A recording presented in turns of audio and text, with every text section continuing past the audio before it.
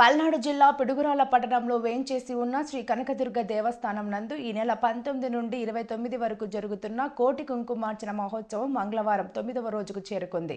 శ్రీ దుర్గా భవాని పారాయణ సంఘం, శ్రీ కనకదుర్గ సేవా సంఘం మరియు ఇతర మహిళా భక్తులు పెద్ద ఎత్తున విచ్చేసి ఈ కుంకుమార్చన కార్యక్రమంలో పాల్గొన్నారు. దేవస్థానం 11వ వార్షికోత్సవంలో భాగంగా ఈ కుంకుమార్చన 11 రోజుల పాటు నిర్వహిస్తున్నారు.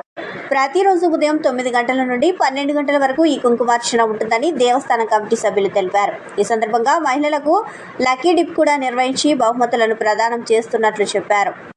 దేవస్థాన ప్రధాన అర్చకులు రావురి పూర్ణానంద శాస్త్రి పర్యవేక్షణలో ఈ కార్యక్రమాలు జరుగుతున్నాయి.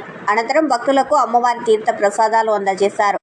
అలాగే మార్చి 8వ తేదీన రాత్రి 7 గంటలకు అమ్మవారి దేవస్థానం నందు శివపార్వతుల కళ్యాణం జరుగుతుందని దేవస్థాన అధ్యక్షులు కొత్తూరి ఆంజనేయులు తెలిపారు.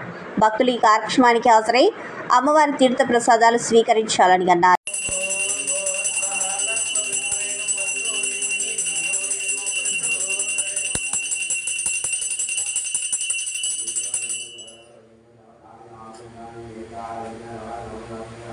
जय दुर्गा भवानी माता को जय गंगम्म को जय गंगम्म तल्ली की दुर्गा मल्लिकार्जुन स्वामी वार की जय